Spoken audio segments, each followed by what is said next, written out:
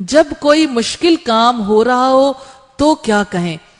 مثال کے طور پر مجلس میں بات کرنا کتنے ہی لوگوں کو مشکل لگتا ہے. اب دل گھٹ رہا ہے، کئی لوگوں کی آواز بند ہو جاتی ہے. فطری بات ہے، کئی لوگوں کو جھجک زیادہ محسوس ہوتی ہے. ایسے موقع پر کیا کریں؟ بعض اوقات ایسا ہوتا ہے کہ انسان کے لیے کوئی نیکی کا کام کرنا انتہائی ڈیفیکلٹ ہو جاتا ہے. بعض اوقات ایسے کام ہوتے ہیں جو مباح کام ہے لیکن کرنے بہت مشکل.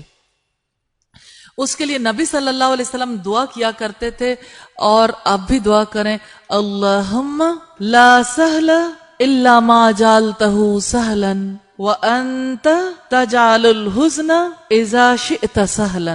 اللہ، نہیں ہے کوئی کام آسان مگر وہی جسے تو آسان کر دے، اور تو مشکل کام کو آسان کر دیتا ہے جب تو چاہے.